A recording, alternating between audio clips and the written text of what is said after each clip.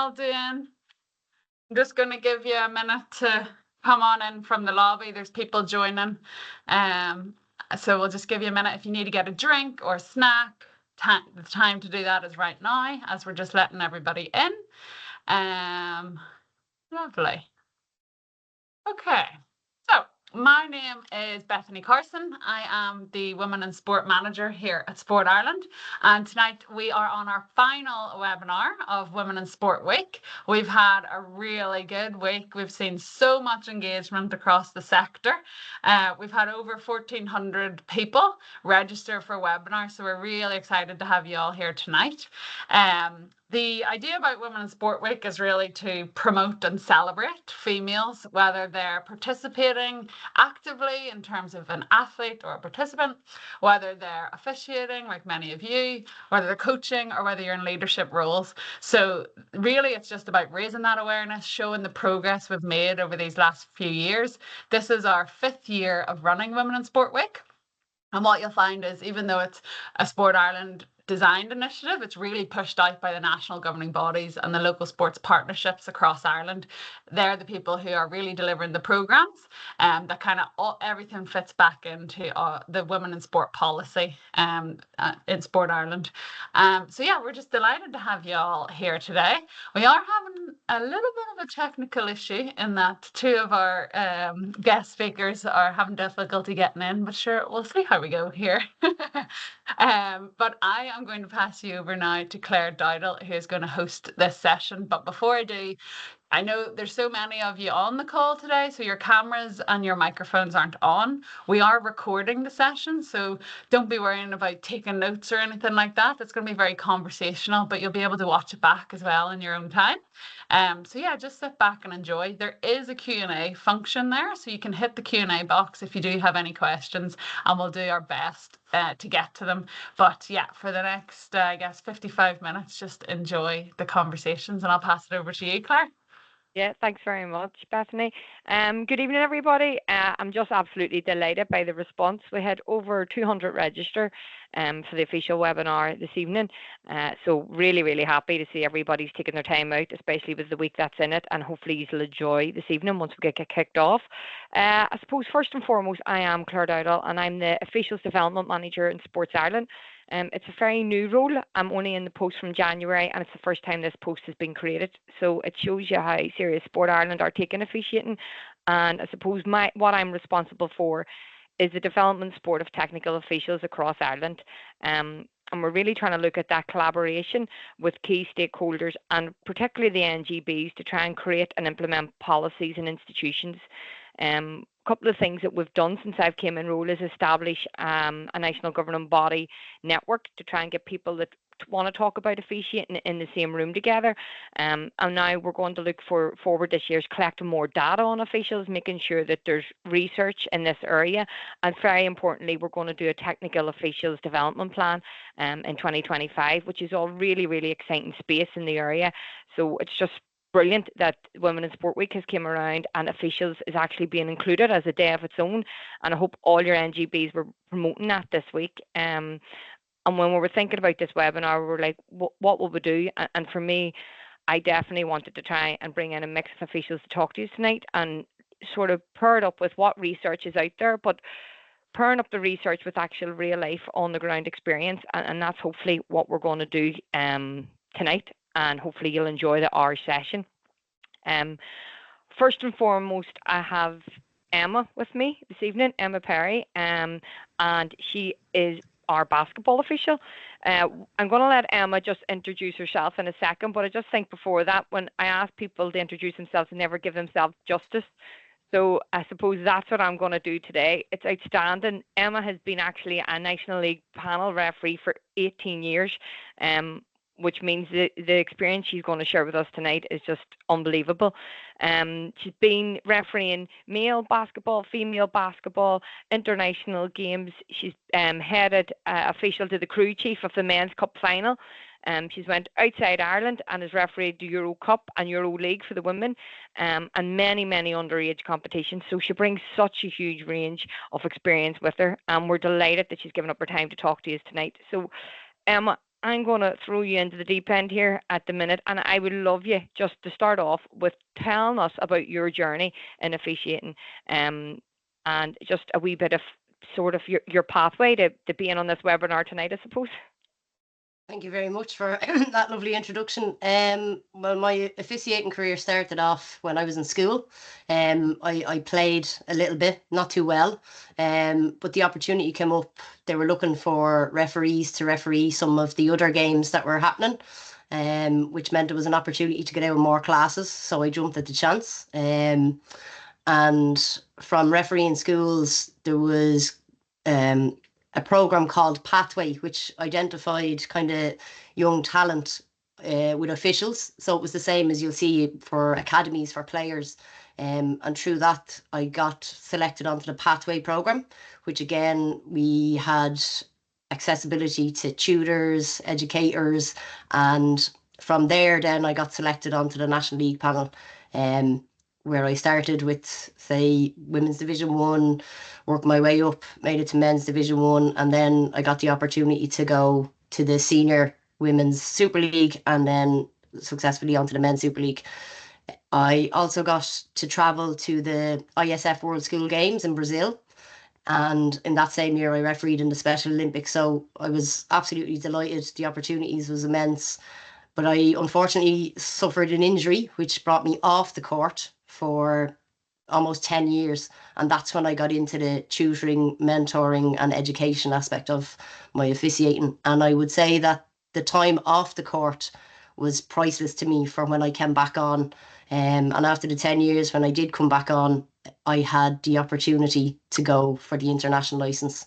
And I was very lucky in succeeding in that over the 4 years when I returned off the court. And as I said, being off the court and mentoring and educating got me to where I am today. And throughout my career, I've made sure that from a mentoring and an education aspect that I've kept my own development up and then given back from the education side. And through the different avenues, I've ended up here tonight. And we're delighted to have you and to share that with us. We also have Siobhan Coyle on the line, and Siobhan Coyle is one of the LGFA national referees. She's also been refereeing herself for 14 years and has been on the national panel for 7 years. I've had the pleasure to work very closely with Siobhan when I was working with ladies football, so I know her pretty well. So I think she'll talk to you about her own pathway, and maybe she's here tonight because I've roped her into it. But Siobhan sort of stands on her own in terms of a field sport. She has refereed at county level, the junior All-Ireland and the intermediate All-Ireland final in Croke Park, and she's also refereed the club level All-Ireland finals, both junior and intermediate. She is also, which is quite telling, the same as Emma, she's actually a male referee as well. And a big accomplishment for her was she was the first female referee to referee in Donegal, their men's intermediate final. So Siobhan, I'm going to just ask you the same question as Emma there. Just if you can just formally introduce yourself there and maybe just chat about your pathway in officiating and how you've ended up here too. Good evening, everyone. Yeah, as Claire said, Siobhan Coyle from Donegal. My pathway into match official and refereeing was pure luck and chance, I think it was, and more so. I played when I was younger, and I was a player, and then I took over the role as a coach, and I was more into coaching than playing in my late teens, early 20s. And once I finished college, I returned home, and I was massively involved in the club as always, and then on the committee, and the club were in need of a referee at the time. And normally, if there was things to be done, I would have been one of the ones to step up. So I decided to step up to do the course. And for me, it was a tick the box exercise and to allow the club to continue to have a referee. And to be honest, I had no aspirations at the beginning I think it was because there was nobody to kind of follow, and I had no aspirations to really do it and give up my playing career really and be a referee. But I started off, and as I actually started off reffing men's game. It was a men's course I completed, and I actually found a love and enjoyment out of it and really started to get into the game. And from that, then I did the ladies also. And just as time went on, I enjoyed it, and I seemed to be increasing in the levels in the games. And then I started the Ulster Provincial. I was asked to join it.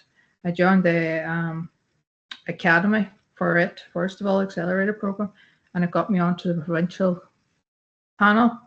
And I was on the provincial panel then for a year or two, and I got onto the national accelerator program, which was a step up to lead you into the national panel. And actually, due to injury, I had to complete that twice and made it onto the national panel. And as Claire said, I've been extremely lucky and fortunate that I've reffed 3 finals in Croke Park.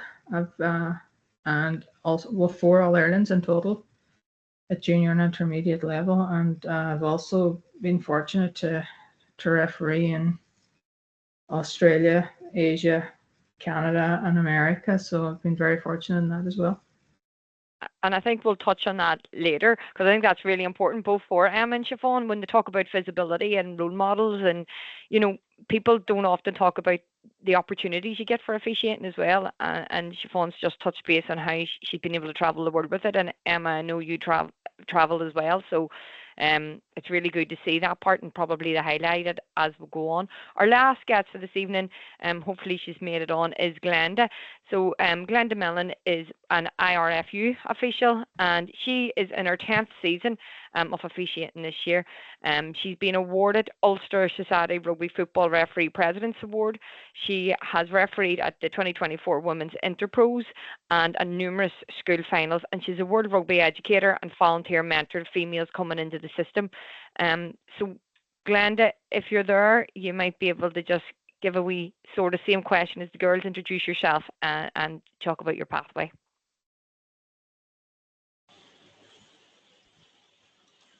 Hiya, Claire. Yes, I am here eventually.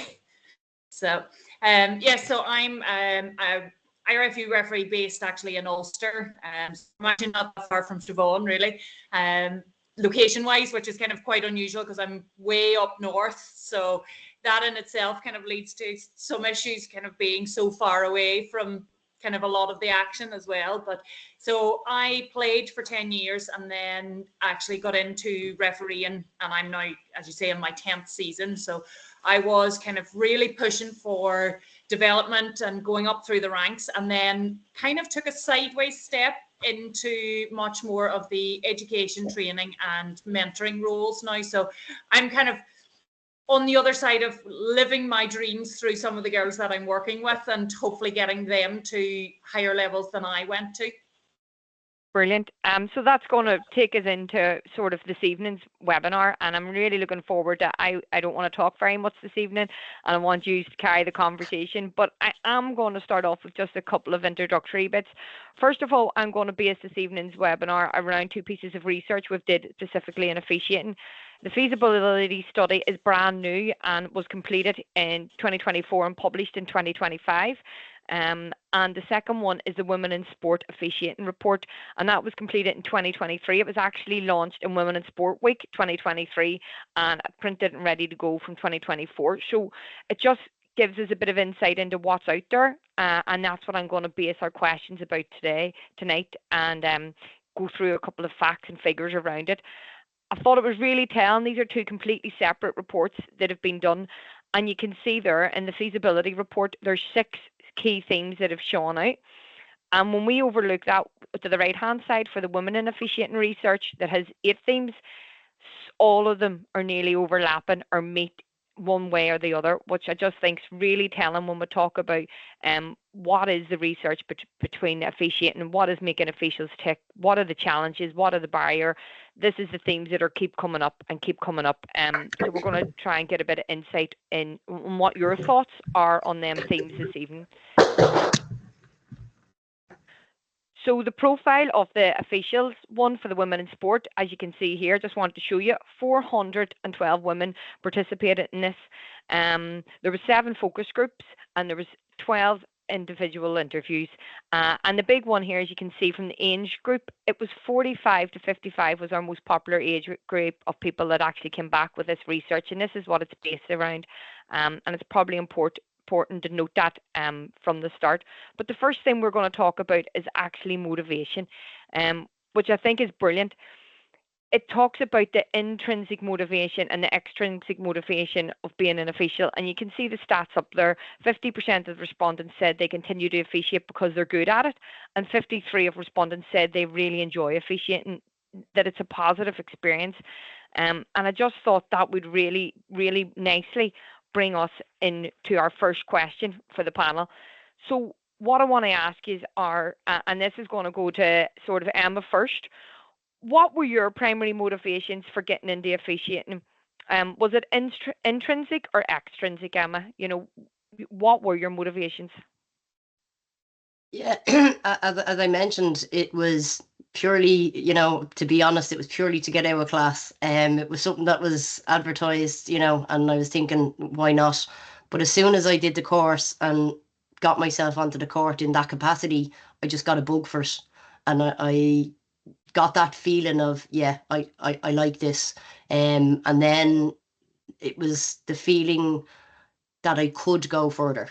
You know, as a player, I knew my limitations. But when I started to referee, I could see that there was a possible journey to go on. And that was the motivation for me to stay in it. So the reason I went into it was one thing, but why I stayed was, as I said, the idea of being able to progress and to better myself.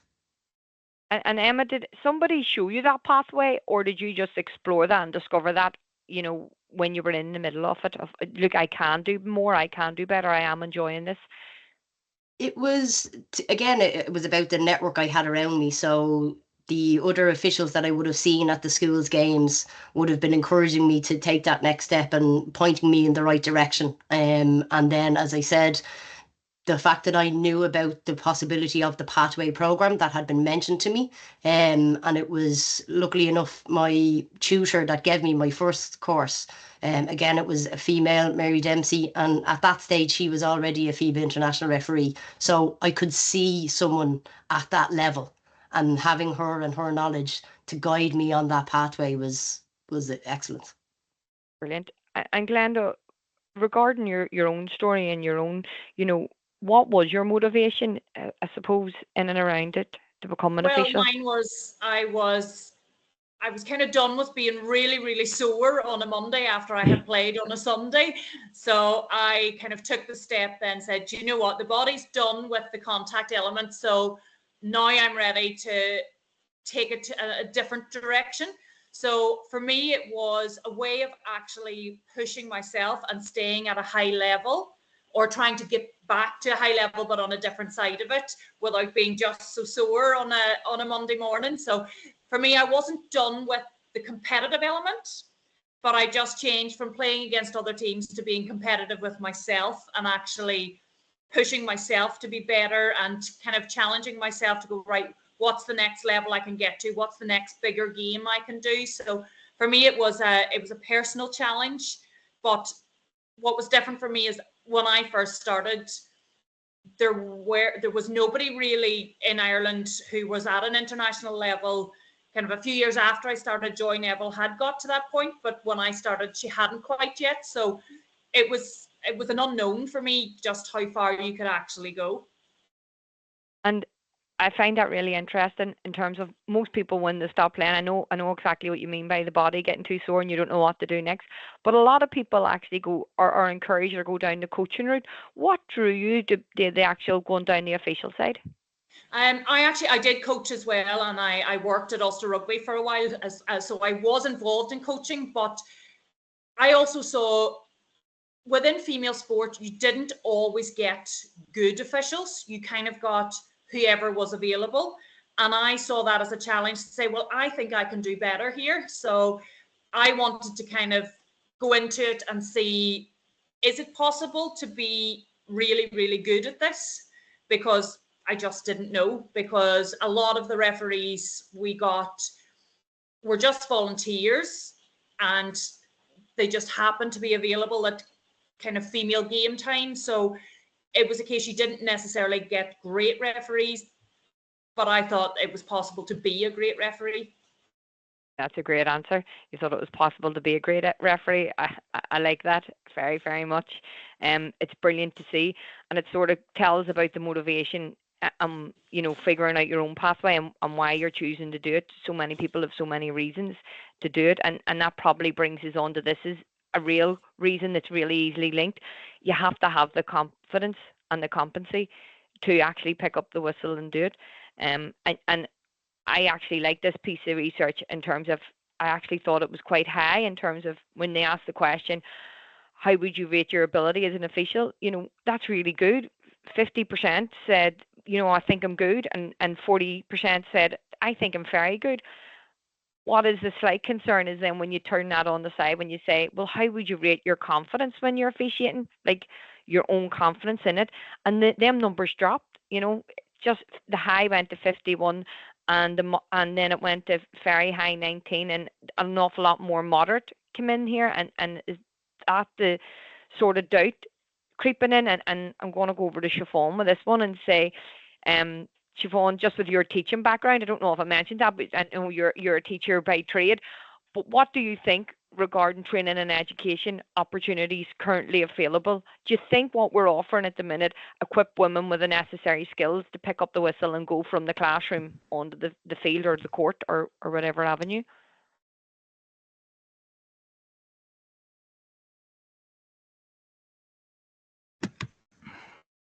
Yeah, we can hear you now, Siobhan. No, not now.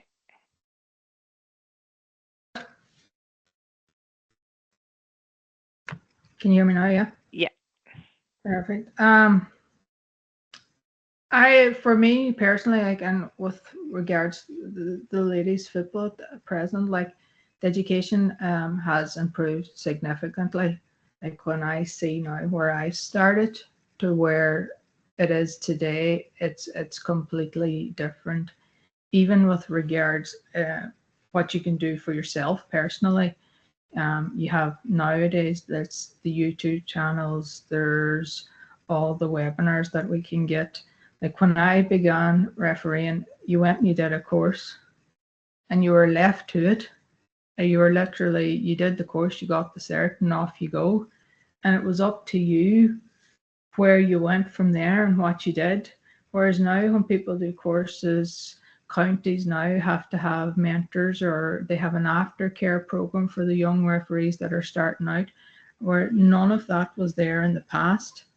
And I know even from my experience on county committees and that you had referees in the past, especially younger referees that started and did maybe even only a Go Games course or a youth course, and they went out and did 1 or 2 games. And something may have been said to them or something didn't go well, and they never stepped foot on the pitch again as an official. Whereas we are trying to leave that behind now and get mentors in place and put things in place now to encourage people and to help them. And there is far better tools and equipment now for young people that are starting out on the role as an official. Brilliant. Thanks, Siobhan. And sort of, Emma, coming from the court perspective, you know, with basketball, I know you're heavily involved in the training and you're an educator yourself. What do you think the importance of building that confidence is, and how do you feel the training for the females is? I'd reiterate what Siobhan has said. I think in the last couple of years it's come on phenomenally. And again, you know, sometimes your geographical location can play a big part in what you see on the ground, whether it's, you know, the standard of league in your area, but with the likes of, you know, all these online webinars, the tools are there and they're accessible. So absolutely, it's vital, and to be able to see a collective together. So it's not, you know, one level of referee on one webinar and another level of referee on another, and to have that inclusivity to be able to learn from the top, but also to learn from the less experienced. I've often gone to a game and refereed with a referee that's not as experienced as myself, but they may do something different than I have done, and I can learn from them as much as they can learn from me. So I think it's very important to have the access to the education, 100%. That's brilliant. Thanks for that. And Glenda, I'm just going to wrap it up with you, and I'm going to ask you, is there anything you would like to see? I know you're big into you're a World Rugby educator. Is there anything you would like to see in terms of building females' confidence that we could be doing, or if you had a bit of advice out there for anybody? I think it's, as Siobhan said, that you don't leave people on their own anymore. And that was exactly the case for me. It's like, here you go, there you're through your training, where you go, enjoy your games. Whereas now we very much, there is a support network there, and all of our girls have a peer group that they can actually speak to all the time. And we actively encourage people to talk so much more and actually share the knowledge and share the bad days as well as the good days, because sometimes all you need is just the rant. So the biggest thing that we can do for anybody is peer support, because we've all been there and no one will have had a day that somebody else will not have had as well. So peer support is the biggest thing that we can actually offer everybody. And that comes out heavily in any of the research that we have just done, that officials' biggest support is actually fellow officials. It's not their NGBs, it's not the clubs.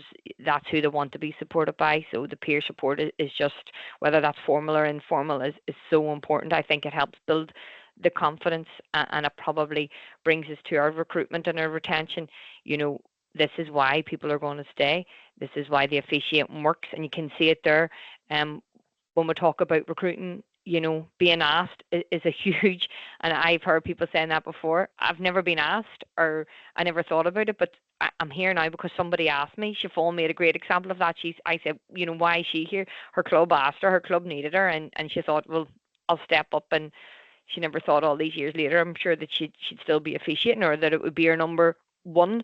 So the recruitment, you know, it's an opportunity to engage in their sport, and there is that social engagement and the friendship part of it, and there is the retention in and around it, like your qualifications, your lack of communications, if not actively officiating. That's why people aren't coming back. There has to be support, as we said, and from the NGBs and other people. And I love that. Just because you take time out to have a child doesn't mean you forget everything and you shouldn't have to start from scratch. That's what came back in our study that women were saying. Just because we've taken a break, whether that, like Emma, your story resonates even in terms of, you said you got injured and you took a break and then you came back and you felt like you were ready. That's what officials are saying. This is how you can retain us. Give us an opportunity and a door to come back in. So I'm going to ask you that question, and I'm probably going to kick off with Glenda here. How can the clubs and the NGBs do a better job of recruiting women in the officiating? You know, what's your thoughts? What can we do better in this sector? I'm sure there's people that are listening out here involved in NGBs that go, or clubs that go, how can I get that woman to pick up and start refereeing? I actually think it actually comes to kind of a lot of work that we do with volunteers, and give them exactly what you want them to do. You need to tell them at the start, because if you just say, I want you to come and referee, and they go, oh, but what does that actually mean? So being much clearer in what we're asking people to do as an official, whether that's a case of what we expect from you is to do 2 courses, 1 game on a Saturday, 1 game on a Sunday, and then people can go, actually, I can do that. Or they could say, well, maybe I can't do that, but I could do 1 game midweek. So I think being really clear in what the expectation of being an official actually is, and people will actually hook onto that a bit better than just saying, oh, come and do it, give it a try. That's too broad. And I don't think people actually, they're scared to make the jump because it's too unknown. So I think being much, much clearer in what's expected and expected at each stage. So as a new referee, you would be expected to do is much easier to understand than just come and ref. So I think that's a big thing for the national bodies to actually say, what are we asking people here, and not just leaving it broad and open. I think that's brilliant, like a job description nearly. Like this is absolutely. Like you wouldn't bring a coach in and tell them just go and coach. You would be asking them to do X amount of sessions for this team for whatever. So it's the same for officials, that they need to know exactly what they're actually putting their name down for and whether that fits with their life. And Siobhan, then that sort of brings me into the retention and keeping them. what do you think are the key factors influencing whether women stay officiating for a long term? And I'm going to ask Emma to contribute in this after you as well, because you are both officiating for quite a long time. From your own experience, what keeps you there?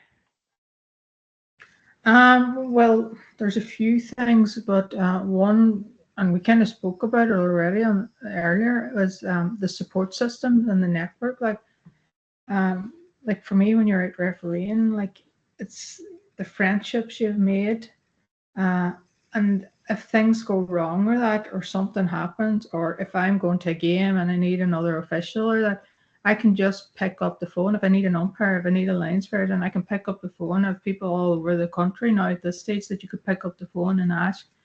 And then if something goes wrong, or you have a question about something, you can do the same thing. So that support system, that support network is massive for everybody in their officiating role. The other thing then that I think too, especially for females too, is the visibility and seeing females out there. Like a lot of time when we're looking at referees and officials and sports and that, and if you're looking at it's male male counterparts that we see in that, it's getting that visibility and having maybe female mentors and role models that are there for others to try and join and have a career progression as we go through. Brilliant. And Emma, what do you think? What keep people officiating long term? I'd echo what the two ladies have said. 100%. It's the friendships. It's the network. It's knowing that regardless of whether I do well or I have a bad game, that I'll have a support network to lean on, and also to be able to have the discussion, as Glenda says. Not any official is not going to have had an experience deemed as a bad experience that you need to speak about. But I also think from the retention point of view, like I know with Basketball Ireland, they've introduced a timeout program. So if you're trying to encourage women to get into it, and they might think, oh, well, there's no point in me committing now because I'm planning on traveling in a year or two. Whereas now they've got this program in place that you have the opportunity to step back, whether that's family reasons or travel, that you can come back in at the level you left at. So that fear factor of, well, I can't commit to 5 years, and if I put the work in and get to a certain level, it'd all go away if I did decide to come back. So that, I think, is a massive help, and something that, again, if it's visible and people know about it, then they'd be more than happy to say, right, well, I can give you 2 years now, and then I need to do A, B, and C, but I can come back to you. Because again, it's about knowing that I don't have to commit for 10 years straight away. Yeah, and is that relatively new, Emma? It's a great idea. Yeah, it was rolled out with FIBA from a FIBA level, and then it's been brought in here. And again, it's not purely for females that we'll say go through pregnancy or anything like that. It's for injury or someone that can't commit to being able to be on the floor, but they can come back then when they have the time, or if it's a level of commitment, whether it's, as Glenda said, if they can do one game per week, that's what they'll be allowed to do and encouraged to. It allows a pathway back in, and that's, Yes. you don't want to lose them, whether that's, doing the table in basketball and maybe not officiating because you can only do it one day a week. But it's great that program recognises that maybe the women might have more, they might be current at home, or there could be something that's happened in your life and you just need that break, but you still want to be involved. And it's about closing that loop, isn't it, for people? Yeah. And making sure it's visible there when you can. So it brings me on to development, something I think everybody's quite passionate around, and progression as female officials. And some of these, statistics that say, are quite, like 50% of respondents considered lack of knowledge of the pathway and opportunities. So pathways keeps coming up. In the last slide that was seen, it said 41% said that they didn't think the pathway was clear. They didn't know how to step forward in officiating. But what was really good was that 90% of respondents plan to continue officiating next year, and 55% had ambitions to move to the next level. So I think that's important. People want to move to the next level. But when we look at barriers that the research has shown us, is that there's a lack of knowledge about pathways and progression options, lack of support or discrimination, lack of opportunity courses or training, age, time constraints, family and childcare. So we've seen them barriers. So I'm gonna keep them fresh in your mind. But what I'm gonna ask is, from your own experience, I think more than anything, if you can answer this question, what are some of the biggest barriers you feel that you've faced when entering officiating? Is there a big barrier that has came in your way, or if you don't, not personally, what do you think is the blockage for women to pick up the whistle? And we'll maybe just start with you, Glenda. Every one of those barriers listed, I have experienced myself. So when I started, my kids were very young, and actually that was what stopped me going even higher, because the higher I went, the more travel that was involved, the more time that was away from home, the more stressful things became. And it just got to the point where I said, you know what, I'm a referee to enjoy this, and if it's not enjoyable and it's actually affecting family life, then I've got to make that choice. And I can say I've actually really enjoyed refereeing when I haven't had that pressure of pushing to go higher. And I think a big thing is saying you don't have to go high to actually be valuable to your society or valuable to your sport. That you can be a very good referee at a lower level, and that's perfectly fine. And actually getting that message out that there's referees needed at every single level, not just international and not just high level. And don't take any of the barriers as a reason to leave, that we find a way around what's actually causing the barrier. Some people would actually say, I know from my own experience, actually refereeing at a grassroots level can be more challenging than refereeing as you go up the pathway. Oh, absolutely. I say under 16s is the hardest ever, because they all think they are fabulous, and they're maybe not quite as fabulous as they all think. So it's managing those expectations at that age level is where I find the hardest.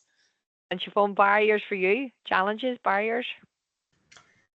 I think the biggest thing for me, it's your work-life balance, fitting everything in, and especially when I started off refereeing, it's you nearly wanted to do every game you were asked, and you were pushing yourself, and you could be out maybe 5-6 times a week, really at the start, and you wanted to kind of please everyone. But then as you moved up the ranks, and especially as games really competitive games and quicker games, and you knew you had to take that break. And if you had a big game coming up, well, you couldn't ref 2 or 3 days beforehand. But and eventually you get to the stage where you have to say no to some games too. But it's finding that work-life balance as well, and finding time to train, finding time to do all the games, and then you have your work on that as well. And as I say, I'm involved in the county board and the club as well. So it's finding that work-life balance that works for everyone. Well, I just think that's a brilliant point, actually, balancing out and keeping yourself motivated around it, because you have the space to do it and you're not running on empty. And I just love that point. I think people fall into that trap at the start to think they have to officiate every game, or they're going to lose their chance, or they're going to miss an opportunity, where sometimes the less games you do, the actual better you are, because you're fresher, you're more mentally ready for it, and you're not panicking. So I think it's a really vital point. You have to keep your balance right, because that'll help you the most. And Emma, for you, challenges? Again, it's as they mentioned, it's the work-life balance, and also the imposter syndrome of am I good enough? And especially in what would be perceived as a male-orientated sport for us with basketball. So you feel I won't be good enough, or I won't be able. So that self-doubt can definitely be a barrier, or abuse that you see and you think, well, God, if an experienced referee that's been refereeing at an elite level has taken that abuse, I don't think I'd be able to do it. So there's many barriers that you think are there, but as the ladies say, the most important thing is to try and work around the barriers, and to encourage the especially the young and the inexperienced officials, that we've all faced them and we've got by them. And again, whether you want to go to the elite level, or you want to, as Glenda says, be a really good local league referee, you know, absolutely, you're as important as the elite, because if it doesn't start from underage and grassroots, there's no reason to be at the higher levels. And is there anything you did, like when you talk about that, and again, lovely sentiment, that imposter syndrome, I think we all feel it. At some stage in our life, you know, whether it's getting up to talk in front of a crowd or going into a room or into a meeting and you go, should I really be here? And you're checking yourself. And have you any wee tricks you've ever used when you know, you said it's very male dominant, when you've stepped into that place where you're going, how do you bring yourself back around again, Emma, to go, yeah, I am good at what I do and I should be here? I suppose it's to realise your achievements and to maybe every now and then take a step back and look at your journey to where you started and where you were, and to realise that you are there because you deserve to be there. You've put in the time, you've put in the effort, and at the end of the day, the rules are the very same for the females as they are for the males, and I can apply the rules, and that's my job, regardless of whether it's on a male match or a female match. And it's just about taking that time to say, no, I know the rules, I know my job. So if there are men in front of me or women, my job is the same. I love that, and it just has me thinking knowledge is power. You know, keep reminding yourself, I have that knowledge and I know them rules, and I'm here because I'm the best at what I'm doing. And I think it's something we probably don't quite do enough. I just thought I'd flash this up and show you. This is brand new out of our feasibility study. And when the officials were asked, there was over 600 people asked in this survey, what were the main challenges that they faced when they were officiating. And I just thought it was very important to have a glimpse of this. 40% have said lack of support, which I think we've already touched on tonight, how important support is in our roles and what we need. Something that we haven't touched on, but I'm sure we'll touch on as we go through, is that you can see quite clear there that big number of 70% has jumped out.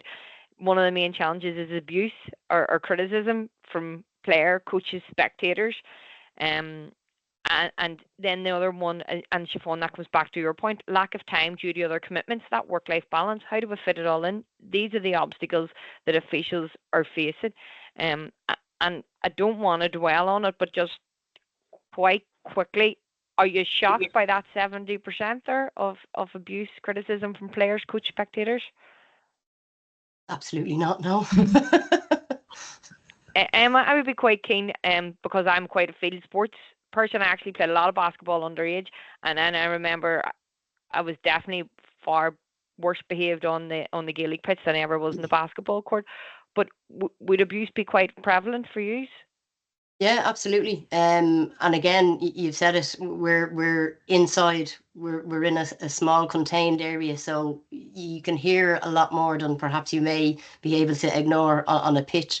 But again, with experience and confidence comes the ability to have selective deafness, as we say.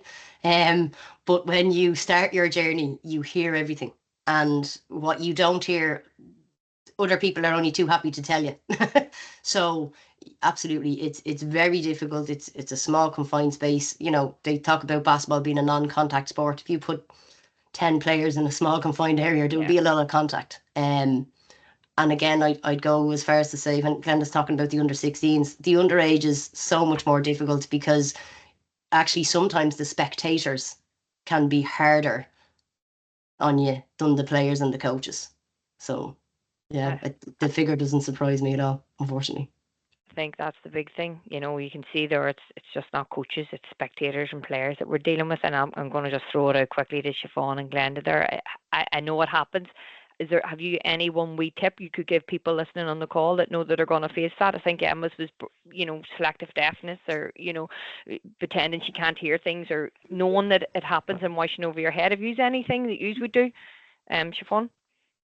Well, as they said already, it comes with experience. Like you do, like I know when I started out, like you did hear comments that were said and that, whereas now I have just learned and I just blank it all out. But as I say, that comes with experience. Like people do say after games, did you hear this or did you hear that? And now I'm that focused on the game.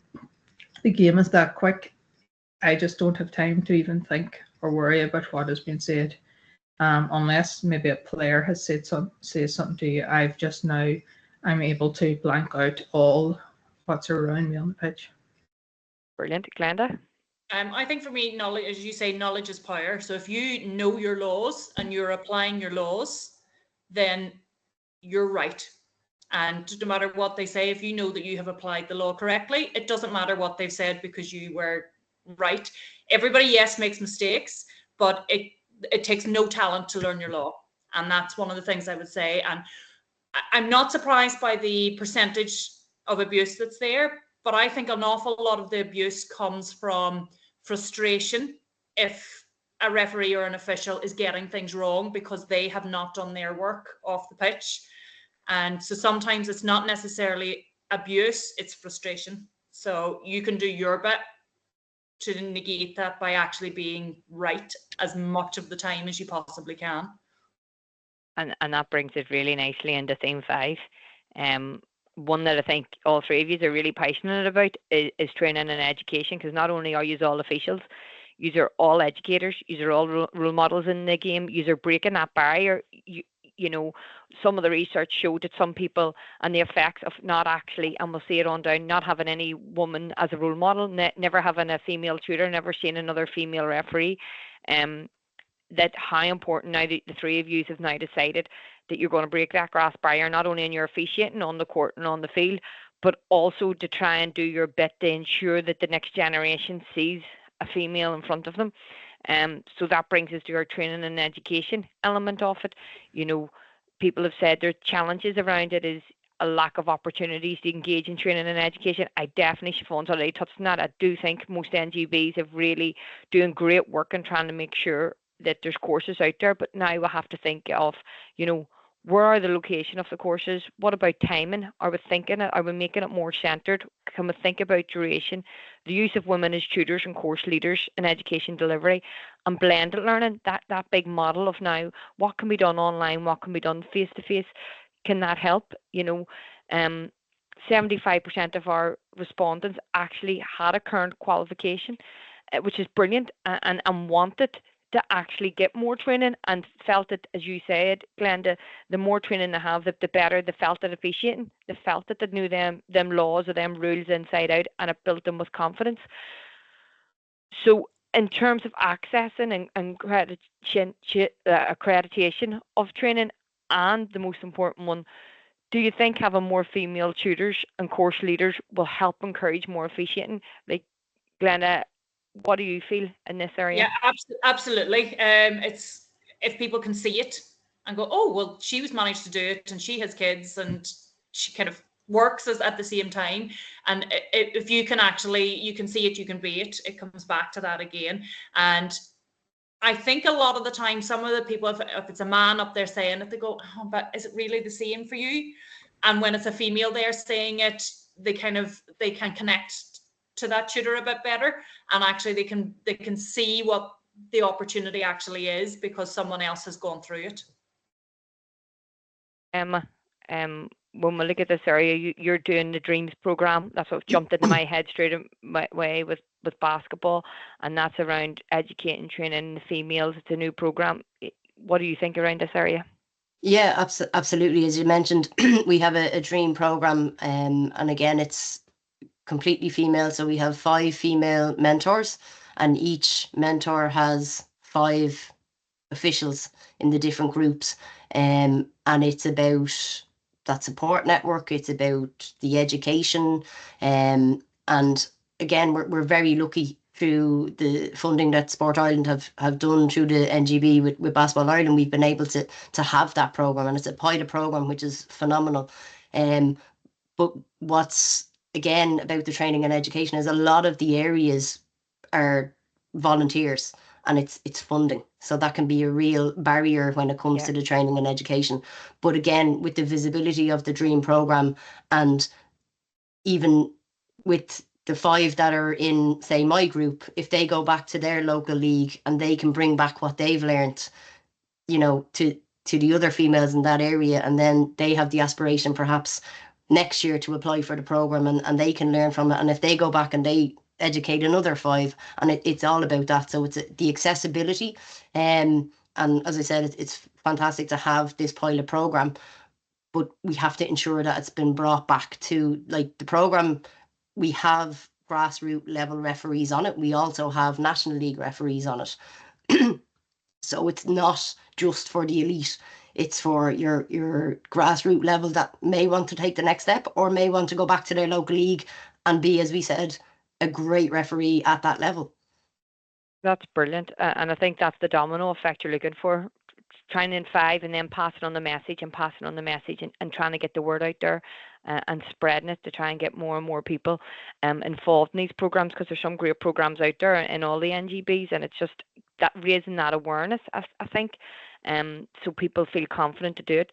I'm just going to show a small piece here on support and recognition. I think we've touched on a good bit of it.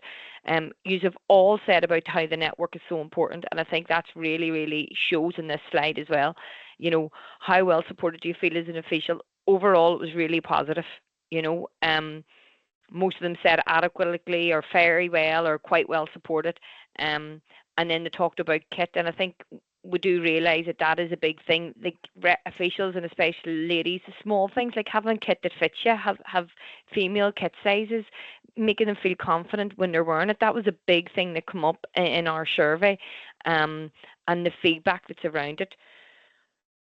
So the support and recognition is a huge piece, and I suppose I'm going to ask, you know, what else do we need to be doing in these areas, Siobhan, to actually, what kind of recognition do you think we're lacking? And is there one thing you think we could do better to recognise our female officials, or officials in general? Well, as you say, the biggest thing is it's the support and actually even getting them there. Like on your last slide, you talked about getting them out, and like the big thing is for me was when I went to do my first course. Like you walk into a room and it's all men. I was the only female in the room, and there was a female or a male tutor there, and this, like, straight away the support wasn't there. You know, you felt out, just completely out. You were sitting in the corner, you didn't want to get involved. So it's even getting that support. And like Sport Ireland now and the 3 Gaelic Games bodies are actually have come together, and they're starting a referees academy for training up for current referees.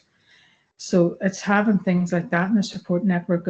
That's going to be massive for referees that are coming on board, because you can walk into a room and you know that there's going to be 20 other female referees there alongside you, and that support, like, it's completely different for us and the men, you know, and having that support. And I am sure after the year that they can complete that they'll all be in contact and be able to help each other as they move forward. So that's kind of the big thing for us. And it's even then, it's having a pathway and getting the correct pathways in place and the guidance for it. There is pathways. Most bodies, sporting bodies and organizations now have pathways, but people aren't aware of the pathways. So it's getting them pathways out and making people aware of the pathways and how you can move up through the pathways as well. I think that's really important, actually, the visibility of it and where we're at. And you know, theme 7 talks about inactive officials and getting them back on the journey. But it brings us to what you had said there. You can just see there, just show you that slide. 67% of inactive officials said they have never been asked to resume officiating. Like, if you had a network there and somebody coming back to you, I think you could bring that, or everybody could bring that down by just asking, how do you enter back in? Where is my pathway to come back if I've taken the break? I just think that's shocking, 67%. This is why they've stayed inactive. But I'm going to go on to visibility, because I just think it's really, really important. Just to finish up, I can't believe the hour is flowing in, so I am conscious that we're quite tight on time. But you can see how many people here in this slide during their time have been exposed to female officials. So they've actually had somebody, a female officiate in their game. And the most common one was hardly ever did anybody see a female official. You know, that was coming back. That's the highest percentage there at 35%. And when we jump it across, for a third of responses having been exposed to women officiating previously had an effect on their decision to start officiating themselves. So it actually does have an effect, and I think that's really powerful to let you know and to let people know on this call, even the people watching. You officiating is having an effect on the next generation to officiate, whether it's a grass level, root level, whether it's provincial, national, international. You can see there it has an effect. So picking up that whistle and putting yourself into the mix of it, you're actually allowing the next generation to do it. And I'm going to ask you all this one question, so I'll let you think of your story. Can you share with us quickly a story of a female official who's influenced or inspired you to officiate? And you know, would you mind sharing that with the group? Because I think it's really important to highlight them people that have went before you. Glenda?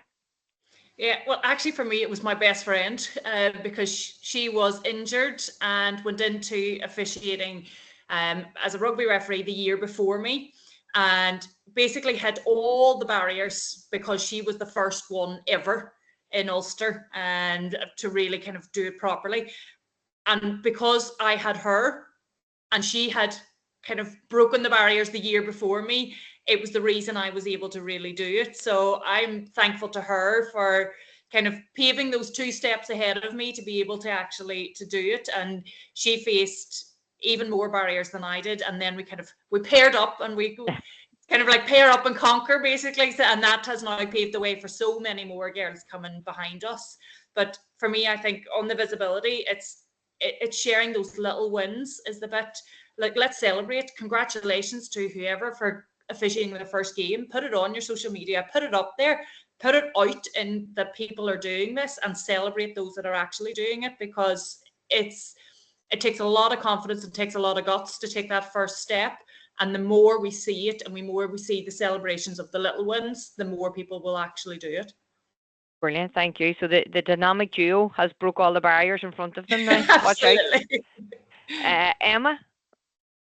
Yeah, I go back to my first tutor in Mary Dempsey. As I said, she was a FIBA referee at the time, but she was also refereeing men's basketball. So for me to be able to go to a gym and see her, but also to see her profile and her presence, but also the respect that she had, that was a big thing for me. I could walk in and see that she could communicate with the players communicate with her, the coaches. So for me, I thought, if she can do it, then absolutely I can. And again, from that point, then there was another FIBA official in Denise Rice, who again was female in the men's league. And it was more about what I could see, that the respect that they had, but also then the respect that they gave me as an up and coming official, for them to share their knowledge, or even, you know, on the way into a game or on the way out of a game, for them to acknowledge me. And I remember how that made me feel. So I make it my duty, if I see a referee that I've seen on an introductory course, I'll always make sure that I acknowledge them in the gym, even if it's just a nod or a wave, because I remember how I felt when it happened to me. So if I can make somebody else feel like that and encourage them to make that next step, then, as you say, it's about giving it back and ensuring that what I had in front of me, somebody behind me can see the same thing. And I love that. They always say, I can't remember what you said or what you did, but I'll always remember how you made me feel. Yeah. And that's a really powerful message, Emma. And Siobhan? For me, this is a difficult one, because when I started off actually in Donegal, like, there was no females within the GAA bracket as such. So she was actually mentioned already. It was in the rugby that Joy Neville had kind of had started out, and she was a female referee at the time. It wasn't within my actual sport, but you could see that she was breaking into the men's game, and I had started refereeing men's. So for me, that was kind of the starting point for me, was following her, because I had the thought that in my head, well, if she can do it in the rugby, well, then we can follow it in our sport as well. So it wasn't actually within my sport. But then as I moved kind of up the ranks, then you had like Maggie Farley then became one of the ones that kind of I looked up to more so. And then at the time as well, you had within the ladies then Yvonne Brady from Cavan was there as well, and kind of she had been in the national panel, and when I kind of linked up with her so that she was on the panel. So they were kind of as I moved on. But as I say, at the very, very start, it was actually an official in another sport. Siobhan, I'm going to be just typical Clare for me here now as well. You just recently took part in a RTE BBC documentary for referees of the GAA, and I watched it. It was brilliant. It was only out a couple of weeks ago, and I know it's on their players at the minute. When we talk about feasibility, there's not much more feasibility. You let them in there. Chat to me about that. What was the experience like? How important is you putting yourself out in front of camera and actually giving people an insight into what refereeing's about? Well, for me, first, when I was asked to do it, I didn't think it was going to be as big as it was. I thought they were coming to do a little show in Irish, and nobody would probably watch it or see it.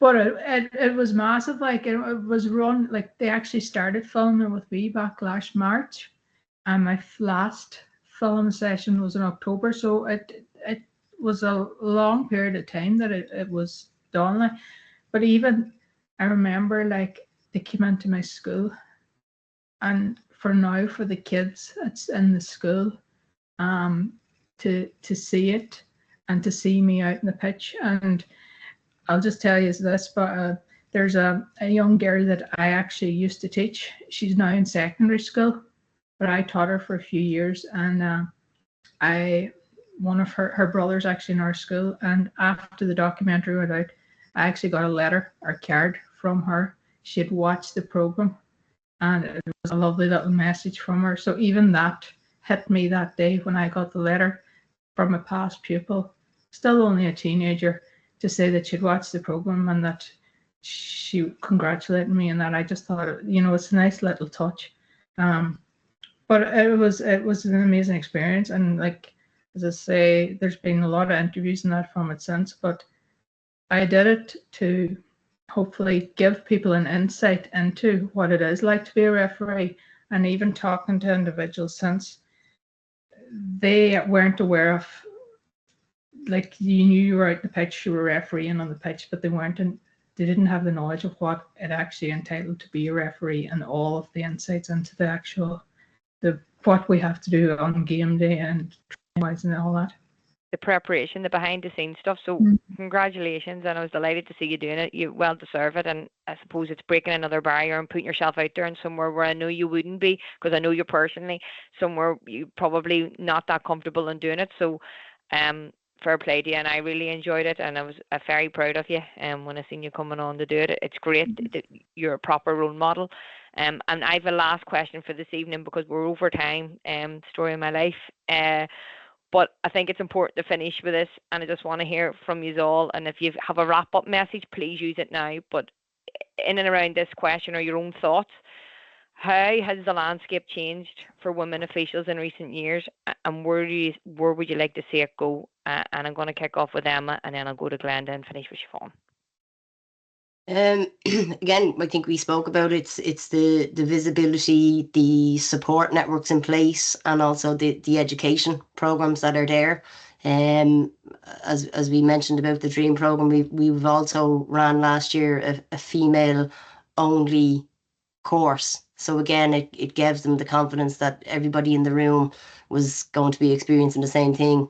And there was female speakers, everything around it was the female orientation. So I think for us in basketball, I suppose the visibility is there and the opportunities are there. And also it's not about being, a top female in our men's league. It's about being a top official in our men's league. And that, I think, is as important, because as a female, I don't want to be recognised as an elite female referee in our men's league. I want to be recognised as an elite referee. And I think with the programmes we have in place and the education we have in place, we're putting that message out there that we are referees.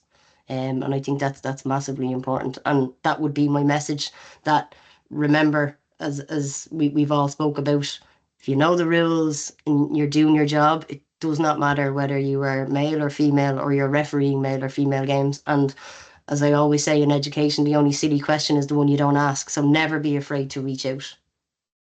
Thank you so much, Emma. Glenda?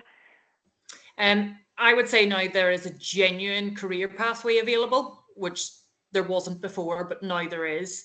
So whether you want to be a local referee or whether you want this to be your job, we can make it happen if you put in the work. Brilliant. Siobhan? Yeah, for me, like the landscape's completely changed now. Like there's more females in the role of refereeing, and like for me, like a number of years ago, as a female, you actually had to prove yourself as a referee, and particularly if you were refereeing the men. Whereas now, I think it's more acceptable that we both, male or female, can do as good a job equally. So it's more acceptable by all now as well. Thank you. And I suppose just to wrap up, I want to thank everybody for coming in. It's Women in Sport Week. Officiating got its own day on a Thursday. I want to thank Siobhan, Glenda, Emma for coming on and sharing your insights with the whole group here in the webinar this evening. It's brilliant. We peaked at 106 people this evening, and I just think that's fantastic for officials coming on, logging in. I think they will have heard some really key messages from you guys in terms of picking up the whistle, facing them barriers, and all of the messages being get a network around you, face the barrier head on, be confident in yourself. Once you know the rules, it doesn't matter who you're officiating. And we have a brand new official page, and all them reports are going to be on it there. You can see it there. It's www.sportireland coaching technical officials, and that feasibility reports on it, and with the new networks on it, and anything that happened around officiating will now be on that dedicated page with Sport Ireland. So I would ask you all to keep a look at it moving forward. And I'm not sure if there's been any questions there in front of us, or if we have time for a question. There's been a couple of questions. I think they've probably mostly been answered, but I know we are over time, so it's up to you whether you want to. Just if you think we answered them all, I'm happy. But if there's something there you think would be a good one, I'm happy to take one. I think there's a good one there. If you've seen any really good initiatives that NGBs have done to like foster that women in officiating, like in terms of real life examples, like case studies of good programs. I don't know, that might be putting you on the spot, Claire. well for me, I think definitely Emma's Dreams program, basketball. It's a brand new program, and that is completely fostering, it's mentoring, and it's for officials. I think I've looked into it and really, really impressed with it. I think Siobhan mentioned the GAA, all the Gilly Games family have came together to do a female academy. And I know there's a load of built-in modules for that, and that looks absolutely fantastic. Glenda, I'm not sure what rugby have. Is there any good examples? Actually, currently we are in a working group that we are creating a female-specific pathway, because at the minute it doesn't exist. So we have kind of seen that gap where females are not necessarily looking to do top level men's, but they do want to do top level women. So we're kind of creating that pathway to actually show exactly how we get them there. So it's in progress, and we'll kind of go out in the next few months. We are over time, and we have to let you go at some stage. Again, I could be here all night talking to you. I really could. It's something I'm very passionate about, and I can only tell you that this is a space that we're going to do far more work in moving forward, and I'm looking forward to it. And I hopefully get you all on together or separately or doing something in the future. I definitely have plans for it. But I thought you were brilliant, and thanks very much, Bethany, for giving us the opportunity to showcase officiating this week and females. And that's us for the evening, guys. We're not going to delay you any further, but thanks very much for your time. Well done, everybody. And just remember, there are still a few more days left of Women in Sport Week. So that's the end of our webinars, but there's still loads of activities. Like there's lots of events and programs still running out, and it kind of shows you what's coming up as well. So be sure to check out your local sports partnerships, social media and websites, and your NGBs as well. So yeah, have a good evening, and thank you all for coming. And thank you so much, Siobhan, Emma and Glenda. That was brilliant. All right. Thank you. Bye. Bye.